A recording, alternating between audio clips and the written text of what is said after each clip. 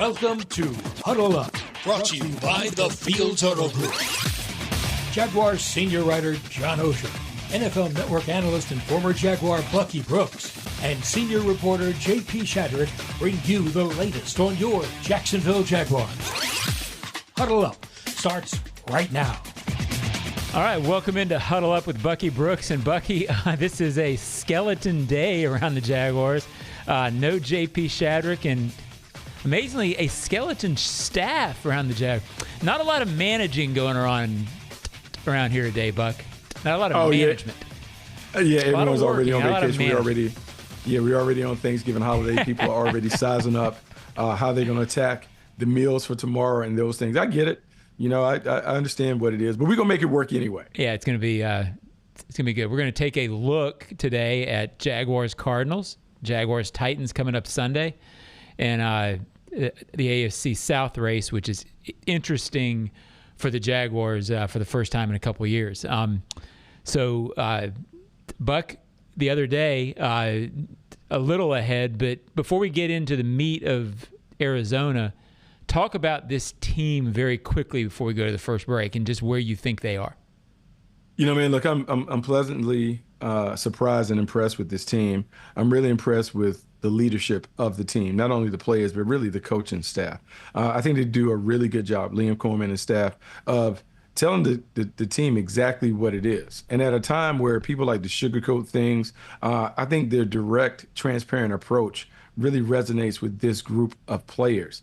And at the end of the game, I thought it was very telling where he talked about not apologizing for wins, because there's a perception that when you play a team that has a dismal record like the Arizona Cardinals, that you're going to walk in the stadium and you're going to hang 50 on them and walk out like you see in college. But the NFL doesn't work like that. Most games are decided by 8 points or fewer. The league has kind of set up the thing where it's going to be a fourth quarter affair, and you know, you can win by one score, maybe two at the most, but it's rare that you see blowouts. And so in these games, we as fans, we as people with the team, we have to be prepared for these knockdown, drag-out battles, regardless of whom you're playing. And I think this was great preparation for some of the other things that are going to come on the schedule down the line. You just got to get ready to play, and all you want to do is be 1 point better than the opponent each and every week. All right, Buck, they sent a boy to do a man's job today. We're not going to a break, obviously, but the first read, it's into reads around here, Bucky. The first read is Huddle Up with Bucky Brooks is brought to you by Fields Auto Group Jacksonville. See Fields first, Jacksonville's premier luxury auto group. Go to fields.com. All right, we're back on track now. Last look at the Jaguars' 27-24 victory. Bucky, I thought, as you just mentioned, in the NFL, you build seasons on this sort of a game. You're going to have a couple of blowouts, and then I've always thought you're going to have 6 or 7 games that could be decided and go either way. How you fare in those is how your season's going to be perceived. If you're good in those, you're 11-7. If you're bad in those, you're 6-11, or 11-6. What struck you the most about Sunday's game? You know, John, look, I'm going to be honest with you when it comes to those things. Is the reason why we keep track of one-score games and what teams' records are in those games, because the league is really decided by the teams that can execute in those high-pressure moments when you have to close out games and do this. I think there's a lot of maturity that was displayed from the Jaguars in this game. But look, the stats will tell you, when you have a -4 like turnover differential, when you have 4 turnovers, like there's only a 3% chance that you can win that game. The fact that the Jaguars were able to overcome that speaks to their character and also speaks to the culture that they've created. It wasn't pretty, but man, it was definitely a gritty effort. Defense stood up and made plays when they needed to make. The offense was inconsistent for most of the day, but whenever their backs were against the wall, they found ways to make plays. And people are talking about maybe their inability to close it out in the end. Fourth down situation, fourth and game over. They couldn't convert, so defense had to go back out there and kind of figure out a way to do what it needed to do to not only in overtime win it, but to just get the dub. Look, man, I think a lesser team, a team without the mental fortitude and toughness would have given that game away. And look, man, there's been so many versions of Jaguars teams that would have found a way to lose that game. I think this speaks volumes to who the Jaguars are and who they want to be as we get closer to the postseason. Look, the storyline, obviously, 3 picks and 3 interceptions. And 3 touchdowns with Trevor. And like, we can get into the stats and the details of the game all you want. I'll tell you about Trevor, Bucky.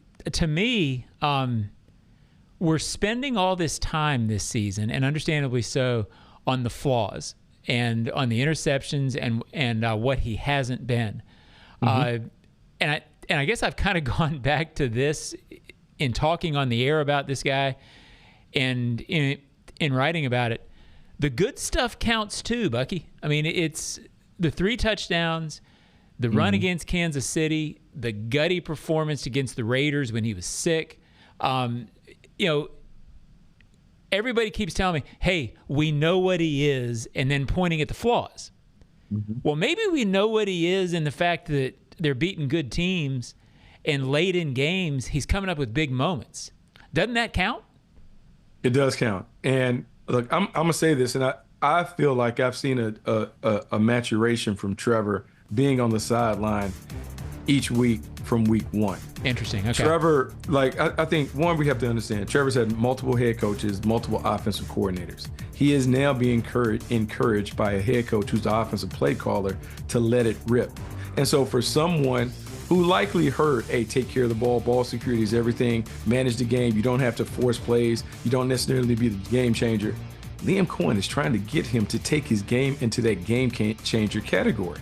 But to do that, we, as fans, his teammates, have to live through some of these mistakes while he's learning where those boundaries are. I'm going to liken Trevor Lawrence to what I hope he turns into is what Matthew Stafford has become. Now, he's not as, I would say, talented per se as a thrower as Matthew Stafford, but let's think about Matthew Stafford in Detroit, the losses, the turnovers, and those things. Has some moxie, has some gumption, showed a way to finish games off up there.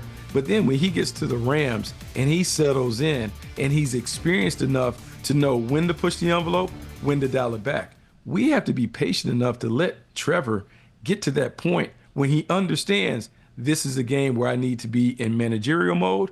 Oh, this is a game where I need to be more game changer. And as he balances that, this team will take on his personality and they will begin to respond to the way that he plays the game from the quarterback position. I'm glad you mentioned the let it rip thing, because I think that, I didn't want to overplay it the week that Liam said it. But I think as we move on from it, we're talking about a really important moment, and the way Trevor has referred to it a couple of times, the way Liam talked about it on Monday. I don't know if you saw it, Bucky, but he said, hey, I never lost confidence in Trevor. And I think what you said is really important. They know that there's going to be some picks and some moments, but what they're trying to do is coach it, because they know he has to, at some point this year, a lot, play the way he did late with the pass to Parker up the sidelines, throwing it. I think they know if they can't get that part out of him, it doesn't matter how safe he is and how few turnovers that he makes. Am I saying that right? I mean, yeah, absolutely. In order to have the offense correct, right. You got to take some of this. When I was coming up and we used to gamble and play cards, and they used to say, like, scared money doesn't make any. And so the thing is, you can't be scared if you're going to be one of these guys that is a playmaker. I was in Green Bay when Brett Favre won 3 straight MVPs. Now, Brett Favre has 1 million interceptions on his ledger, but he never can be the magical playmaker if he doesn't take those chances. Trevor has to go through these moments in game. It's almost like, John, if you're playing golf and your golf pro is trying to teach you how to do something. Well, we can do all this stuff on the driving range, but at some point we got to go play the course. And we have to make the mistakes on the course so we can learn how to manage ourselves in game action. Trevor Lawrence is having to do these things. And even though he's a 5th-year player, this is his first year under Liam Cohen. I think Liam and the offensive staff knows exactly what it is. Hey, there are going to be some of these moments, but what I want to see him do is to continue to push through it. And I will say this game, more than any other game, because I've talked about it, he made those mistakes, but he never stopped. There have been games this year where we've seen him make turnovers, and he dials it back and he plays conservative. To me, this game showed significant growth in his mentality And that's why I'm excited for the last few games down the stretch. Yeah, it's one thing to win despite the turnovers. It's another thing to play better after them. I mean, I don't know if you watched the Manning cast the other night, but Peyton was talking about how he had a game where he threw 6 interceptions, and I was there, and he never blinked, he never stopped. But he said most quarterbacks, he said, man, when they get to 3, they don't want to throw 4 because they won't throw the Hail Mary at the end of the half. And he was sort of revealing some quarterback stuff there where you don't want the stat. You don't have to live with that all week. Trevor didn't worry about that the other day. That was kind of cool. So, look, man, I thought it was significant, and I think if you listen to his post-game presser and you match it with how he played, I'm not going to play scared. He said it. Yeah, he was very confident. John, I don't know if I've ever heard him say that. Yeah, it's a good point. To the public. I've never heard him say, I'm not going to play scared. He would talk about, hey, that's on me, this and that, and then there would be this thing like, oh, he needs to dial it back. But for him to boldly proclaim, I'm not going to play scared. I'm going to let it rip. To me, he is doing what his coach asked him to do. Let it rip. Because at some point when he lets it rip, living with the mistakes and all those other things, he'll dial it back and he'll know when to push it and when to dial it back as he learns how to continue to manage the game and to play winning football at a position. Before we move on to the Titans, when I asked about the defense the other day, I thought it was another example of what this team's done at the receiver core a lot in sort of changing on the fly. And significantly, we always talk about next man up, but to be moving guys into the lineup and having them play a Christian Braswell the other day, Antonio Johnson, who my understanding is hadn't played great at times and played really well the other day. You're seeing guys step up and matter on the fly. And they like to say around here, guys can get better. And I think you're seeing that some on defense in the last couple of weeks. Well, I want to talk about where both of these guys come from. First, Liam and James Gladstone. They come from the Rams. The Rams have been one of the best in the business at playing young players and having young players grow into prominent roles later in the year. Well, one of the things that holds some teams back from being able to get their young players to play well is they're scared to play them.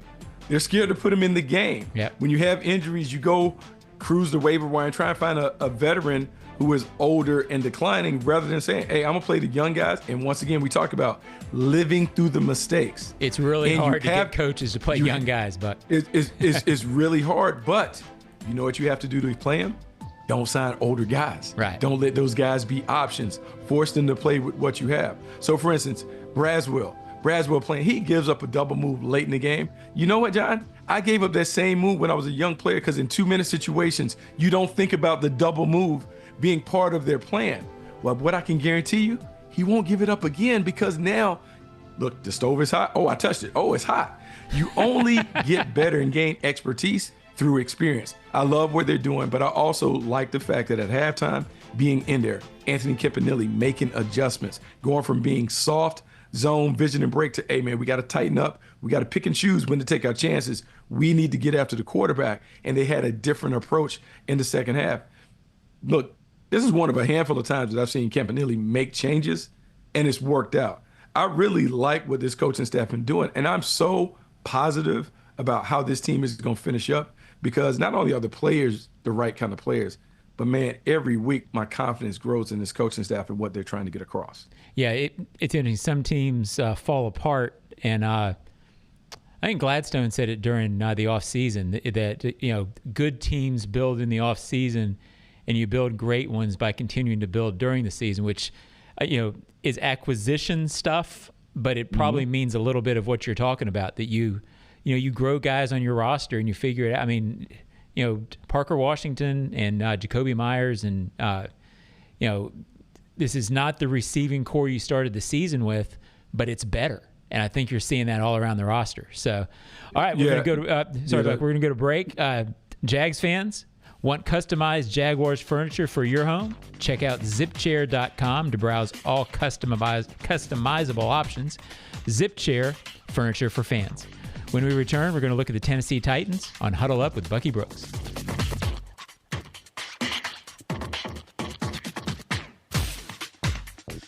Hello, I'm Dan Fields. For over 50 years, Fields Auto Group has been America's premier family-owned luxury auto group. selling the most iconic brands in the world.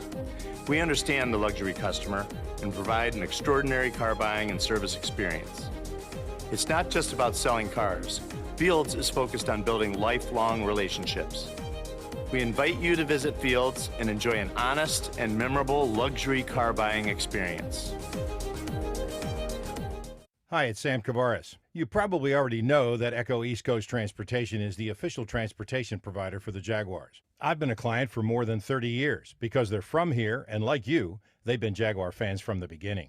So for any prearranged transportation needs, call them at 904-631-5466 or find them online at ectjax.com and use the code SAM in the special instructions box for your 15% Jaguars discount. And if you want to talk Jaguars, they can do that too.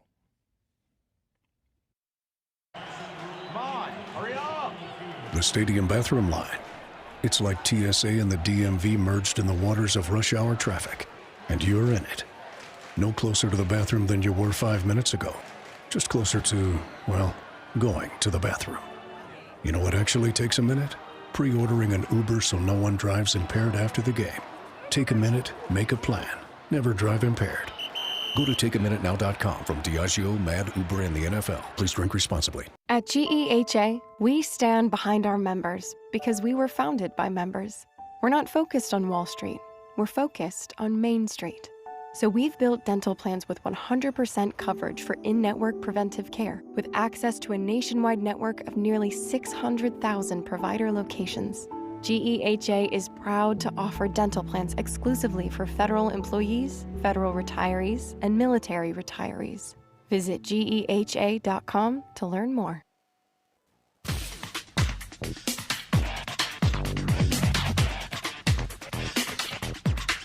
All right, welcome back to Huddle Up with Bucky Brooks. I'm John Oehser. No JP Shadwer today. It's Thanksgiving, and he's giving thanks, evidently. So you got to do it. That's what the name says. Look, Bucky, the Titans have made a coaching change, and Mike McCoy, who was here for 3 years with Doug, I really like. I don't know that he was dying to be a head coach again, Bucky. I think he would have. I think he'd like to, but I'm not sure that he was groveling to get a job. But I always thought that he could be a good head coach again. I think it's interesting that the Titans they haven't won. They haven't made a run under Mike, but they're playing well. I think they're improving. And my guess is Titans people are probably happy with the job he's doing, and right now happy with the way they're playing and fighting.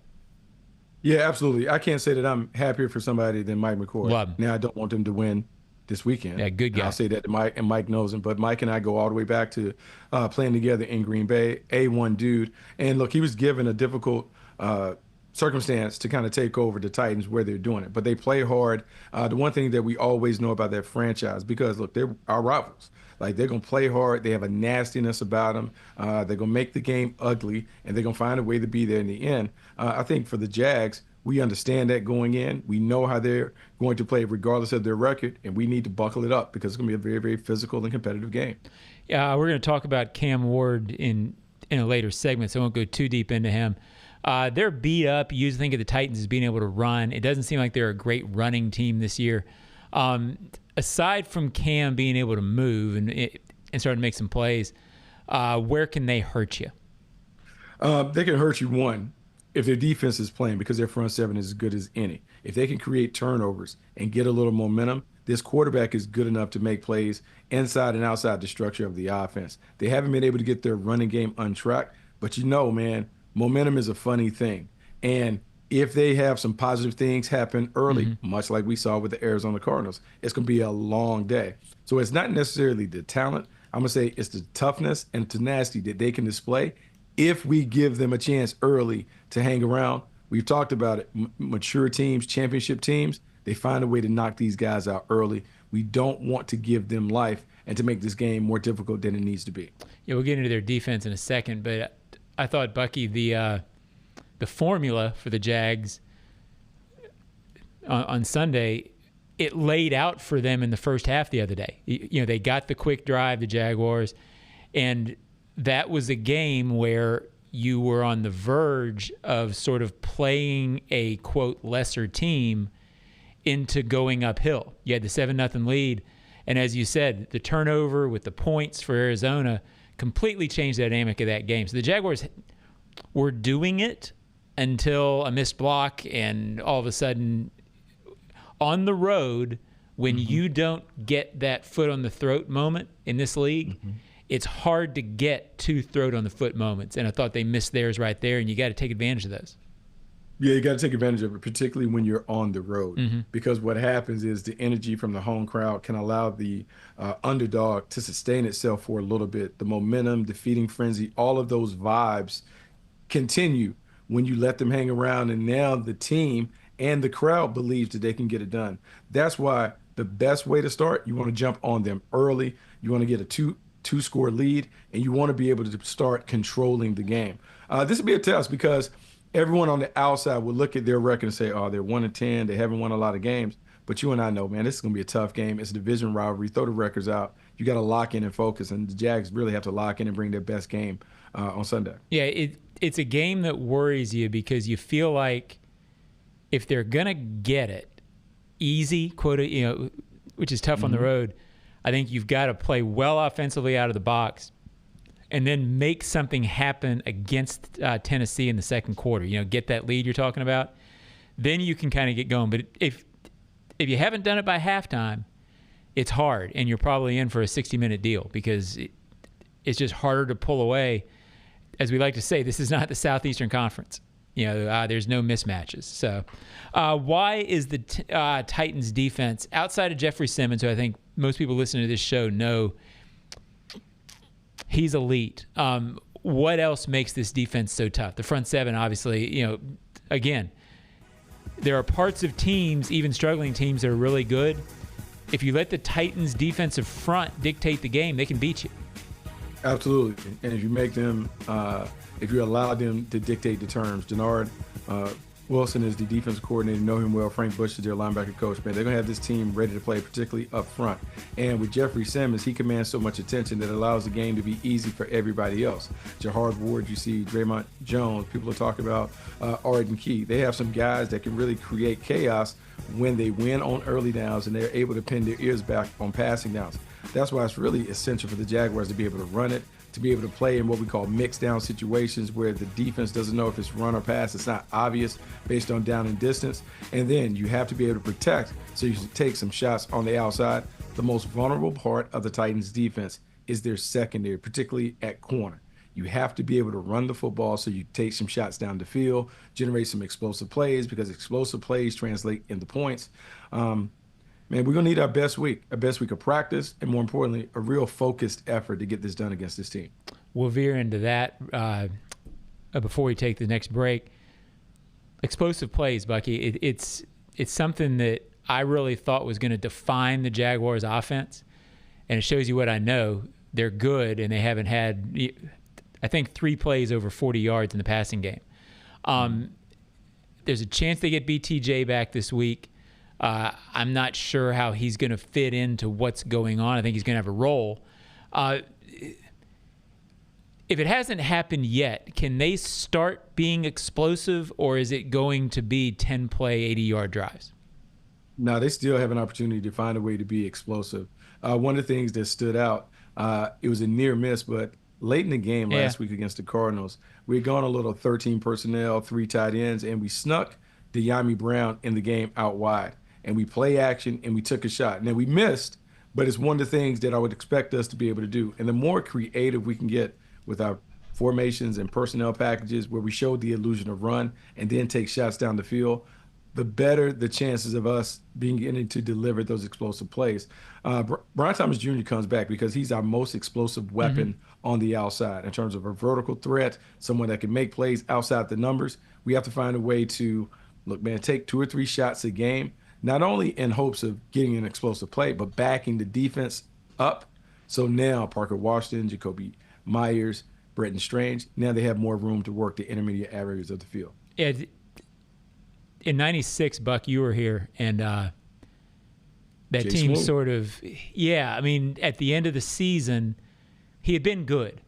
But all of a sudden, at the end of the season, he sort of came to life and added something to an already functioning offense, and it sort of gave it wound up setting the tone for what I consider a Hall of Fame career for him too. But that year, it sort of gave them a boost that teams didn't expect, and I kind of wonder if BTJ, that's the hope for me, is that all of a sudden he comes back and then there's a dynamic to an already functioning offense that makes them mature, where I think they're going to get next year. Maybe they get there at the end of this season. I think that's a huge hope for maybe the element that can make them stand out from a tight AFC. Yeah, that's my hope, because as these games become more competitive down the stretch and they become high-pressure games, you're going to need a playmaker on the outside that can not only win, but can deliver a splash play. And I know his second season has been up and down. Brian Thomas Jr. has proven that he can make those splash plays. Despite the inconsistencies with the pass catching and the drops and all this other stuff, we have seen that when he does have an opportunity and he makes the catch, it is an explosive play. So we got to keep just trying to find ways to put him in a position to make those plays. Whatever it is that you have to do in terms of playing musical chairs around the formation, find what works with him, because I'm telling you, the last month of the season, we're going to need him, and he is going to make a series of game-changing plays that helps the Jaguars cruise into the postseason. Yeah, on practically his last play, he made it against the Raiders. Remember the 27-yarder where he got hurt? He came back, but that was really his last healthy play. Cheer on your Jaguars as they travel to Tennessee to take on the Titans this Sunday at the official away game watch party taking place at Mr. Chubby's Fleming Island location. We'll be back in a moment and talk about Cam Ward. This is Huddle Up with Bucky Brooks.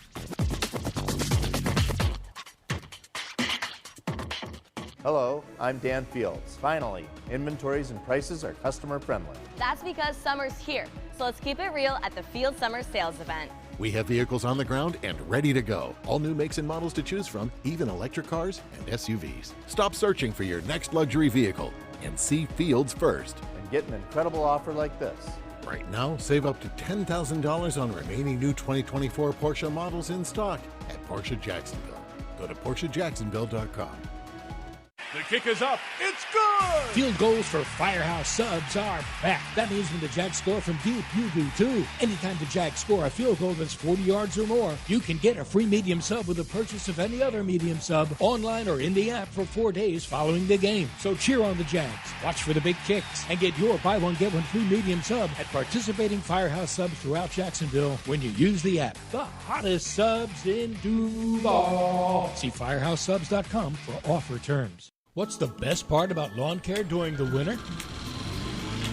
You can give it a rest. Lawns only need watering up to once a week. Really, that's it. Using less water means you're saving time and money that you can put towards something else. Before you run your sprinklers, remember, give it a rest and only water up to once a week. For more information, visit waterlessflorida.com. Huddle up, My Gate Rewards members. Football is back. Celebrate with the Duval Meal Deal at Gate.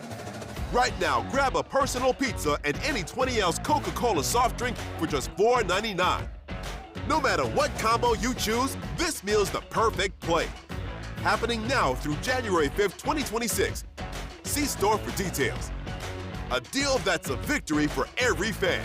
Gates got you.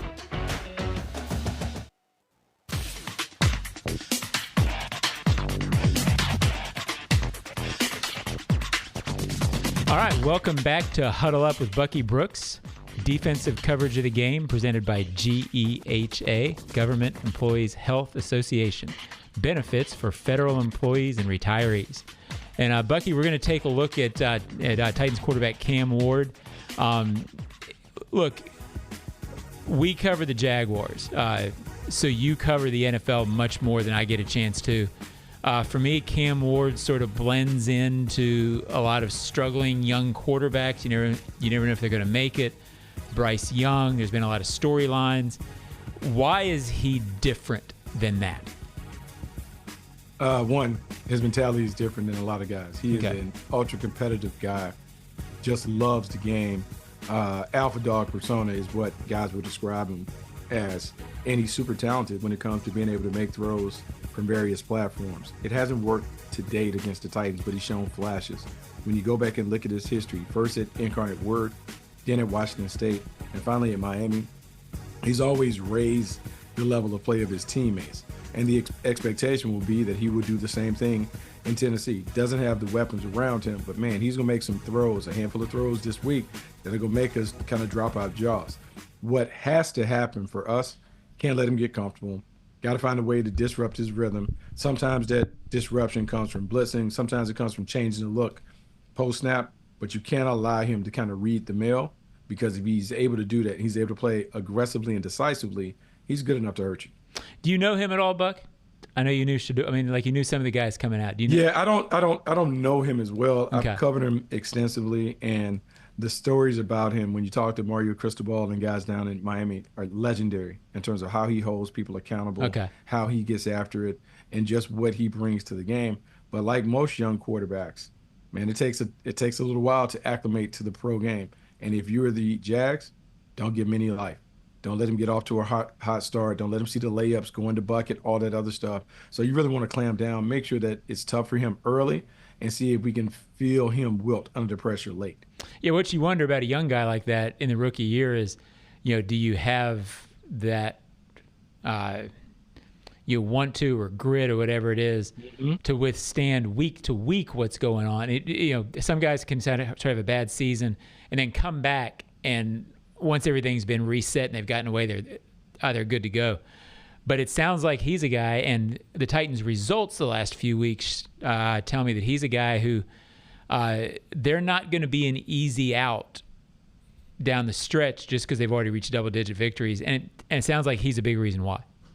Yeah, he's a big reason why. And when I looked at him coming out, he reminded me personality-wise of Steve McNair. Okay. And for those of us who remember Steve McNair and what he did for the Oilers and Titans, you understand the rugged persona and how he kind of brought that to the field. And his toughness was a big part of how they rallied and played. Cam Ward has some of those traits, a little different as a player, but it's going to be very, very reminiscent of when number 9 would come out there and run out with that baby blue on and give the Jags problems. We got to make sure we don't get him started. We want to make sure we crush his confidence early. We don't want him to have a breakout performance on our watch. Let him find that later in the year. So X's and O's wise, what's the key to getting him off the field? I mean, X and O's wise, I think it's the same thing that we've seen in recent weeks. We got to find a way to win up front. And we're better if we're able to win with 4 and keep 7 in coverage. We don't want to have to make it a steady diet of blitzing, even though Anthony Campanile will bring some pressures.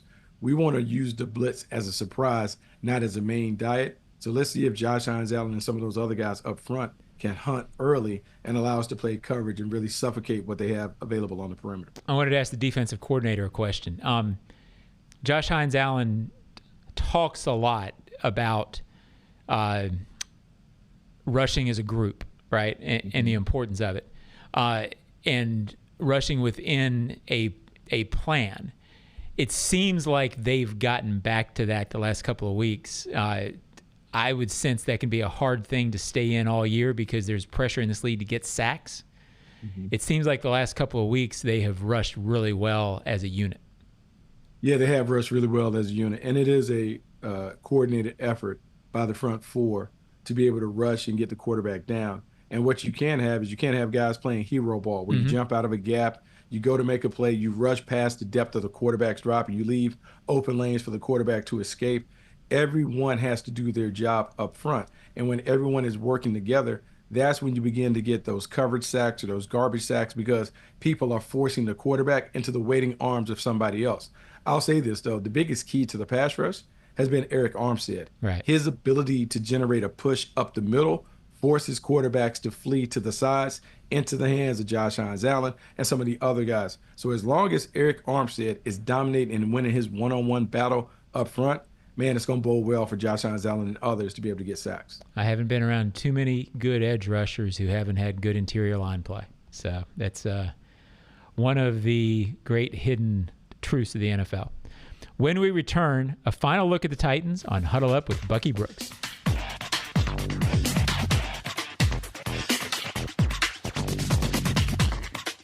Hello, I'm Dan Fields. Finally, inventories and prices are customer friendly. That's because summer's here, so let's keep it real at the Field Summer Sales Event.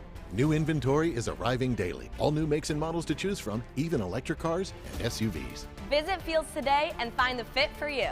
And get an incredible offer like this. For a limited time, get $3,000 off all Lexus TX 350s in stock at Lexus of Jacksonville and Lexus of Orange Park.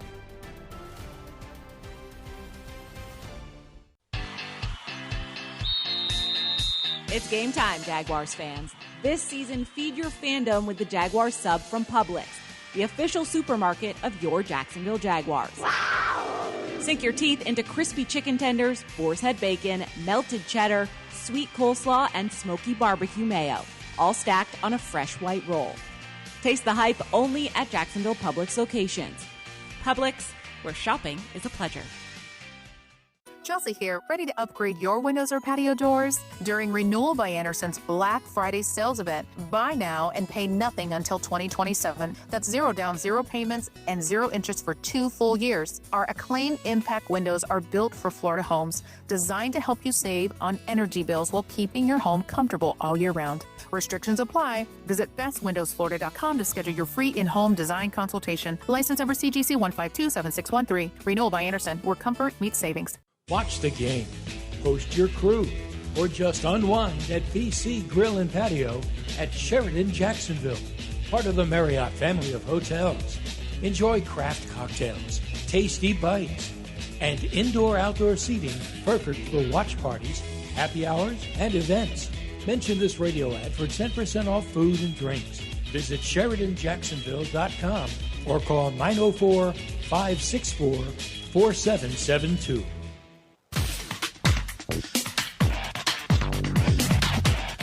All right, welcome back to Huddle Up with Bucky Brooks. Huddle Up with Bucky Brooks is brought to you by Fields Auto Group Jacksonville. See Fields first, Jacksonville's premier luxury auto group. Go to fieldsauto.com. All right, the Jaguars, it's funny, Bucky, as much as, the winning, I get emails about what this team's not, right? They're struggling in the way we talked about at the top of the show. Well, what they are, Bucky, is they're 7-4. They're a game behind Indy in the AFC South. They're a game ahead of the Texans. I don't think there's a legitimate favorite in this division right now. I think the Texans have the best defense. The Colts are good. The Jaguars, there's no reason this team can't win it. There's also no reason the Texans can't win it. There's no reason the Colts can't win it from their point of view, right? I mean, it's as even. I'm not sure there's an edge. This is going to be fun because those two teams play each other twice. The Colts and Jags play each other twice. It's going to get decided on the field. Yeah, it's going to get decided on the field, and you love that. And, we've talked about it internally about the magic number is 10 for the playoffs. But what you love about the situation that the Jags are in is they really control their own destiny. If they take care of business down the stretch, they will not only make the playoffs, but they could win the division.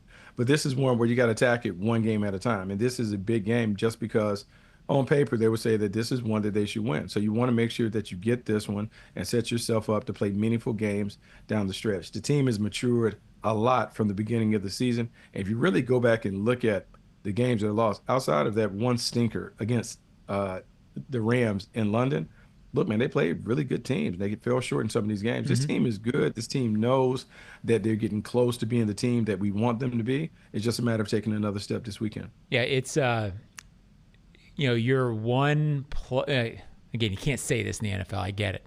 But you're one play away from being 4-0 in your last, 4, and from basically being able to say, and even the Texans, right now, it has taken good teams to knock this team off. Now, they've been a little fortunate against the Raiders and the Cardinals. That's the way the league goes. But the remaining schedule, do we have that graphic? I don't know if we had the remaining schedule graphic. There you go. Ask and ye shall receive. I don't get too much into games remaining because it's such a week-to-week league. But, you do have that shot with the 4 division games. Then with the Jets, the Broncos looks like a doozy. But as soon as you say they look like a doozy, Bucky, I'll use this graph to talk about the entire AFC and lead into that. There's no dominant team in the AFC. I can make an argument that if you get to the Super Bowl, you might be playing a Rams or a Seahawks team or an Eagles team that it's not a great matchup. I'm not sure there's any awful matchups for the Jaguars left in the AFC this year. No, absolutely not. If you look at the games that are on the slate before we even get to the postseason, look, you have division games against the Titans twice, and then the Colts. We traditionally match up well against the Colts, particularly at home. So then you talk about the Jets and the Broncos. With the Jets, they have quarterback issues, and so we can talk about that. And the Broncos, I'm going to be real about the Broncos. Their defense is outstanding. Their offense leaves a little to be desired. That means you know what you're going to get into when you play them. If you're the Jaguars, and coaches do a great job of not getting too far ahead of themselves, but as fans, we can't. John, we like this. Yeah. We like the way the schedule lays out. I mean, right there without thinking, you're like, okay, 3 are available there. Potentially you could get 5. I mean, like there's a path to being able to win and get everything that you want heading into the postseason. We're going to put the playoff picture graphic up in a moment, but I want to ask Bucky one thing about a stat I found, which surprising, not surprising, right? The last 4 games, they scored at least 27 points, the Jags. It's the first time they've done that since the end of 2017. Does it, and again, some bad football in the 18 to 21, 22 abyss, right? Does it feel to you, does the eye test for this offense back that up? It feels like they're almost sneakily becoming pretty consistent and reliable on offense, notably even while having some turnovers and some flubs, but they're putting points up. Yeah, they are putting points up. Now, I would say it's a collective effort because not included in that are some of the big returns Parker Washington has made, some of the fortuitous bounces that we've been able to get defensively to set the offense up. But as a team, when we talk about magic numbers and scoring, man, 27-28 has always been what the really good teams in this league have been able to hit or exceed. So the Jaguars are right there. The thing that we need to see from the offense is better execution and closeout moments. Got to be able to close out the game in the fourth quarter. Had a great drive overtime against the Raiders, but there have been times where Liam is on the record saying, hey, man, we got a chance to close out the game. I'm going to lean on the offense to do it. We just need to make sure offensively we're doing that. We're closing these games out. We're shutting the door and not giving other people opportunities to kind of get back into it late. You brought that up, and I know the skeleton crews want to get out of here, but I got to ask you about this 4th and 1 the other day. Liam's been getting super criticized. Oh, you shouldn't go for it there. If he'd made it, he'd be a genius. It's the old thing. But I think what people may be missing, and I think you'll buy into this, there's a message and a mentality with that too, isn't there? I mean, and he said after the game, he wants guys to realize we are going to close these kind of games out around here on our terms. And sort of an organizational tone to that as well, do you think? 100%. And it goes back because I'll give you a little backstory. I watched Army play the night before, and Jeff Monken, the head coach from Army, had the same thing. Running offense, wants to finish out the game. They get the first down, game is over. Liam Cohen is coming from that school of thought where we have an opportunity on 4th and 1, 4th and 2, where we feel great about our team and what we have. Why not take it when you have control of that situation as opposed to kicking a field goal, punting, playing defense, and doing it the traditional way? When we've seen so many games over years where teams lose in that fashion in a league where it's all offensive friendly. So I understand going for it. Look, whether you like the play call and the execution, that's one thing, but understanding the mentality, everyone can understand that. And he said it, so we know what he's going to do in those moments. Yeah, I think that's the biggest thing. And I wrote this because Doug sort of went forward in that situation a lot too. He was of that mindset. Look, if you don't like that, you probably better turn off the TV because it's. Everyone is doing it. It's going to happen. Everybody's doing it. Yeah, it's not it's not 1995. That'd have been insane in 95, but that's the way teams are playing now. And Liam's not going to change on that front. I think nor should he, because like you said, Buck, the league is structured right now where that's going to benefit you over the long term, having that kind of an approach. If you can't win doing that these days, you're probably not going to win. Yeah, and so you have to spend a lot of time on these third and fourth and short situations, knowing that that's going to be a big part of who you are. You have to have more plays on the call sheet, and you got to practice those situations more often. But really, it doesn't even come down to the plays that you call. It's more the intensity and then the focus when it comes to executing on those moments. Jacksonville, the Jags just have to execute in those moments so we can finish out these games on our terms. All right, we're going to quickly put up the AFC playoff picture graphic. The Jaguars are absolutely on the graphic. For explanation, I've explained this a few times in the ozone, but the Jaguars are the 6th seed behind the Chargers and ahead of the Bills because there's a 3-way tie, and the Chargers have the best conference record right now, and the Jaguars' conference record is better than the Bills. So even though they beat the Chargers head-to-head, they're 6th. The good news on that is if they remain tied and finish in a 2-way tie with either Kansas City or the Chargers, they have a huge edge. So it's not showing in this, but by next week, if they're tied, you could see the Jaguars on top of that graphic. That's a long way off, but it's just something that's been a question all week.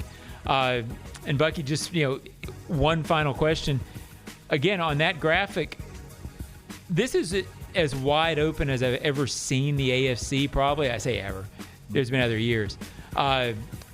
It's wide open.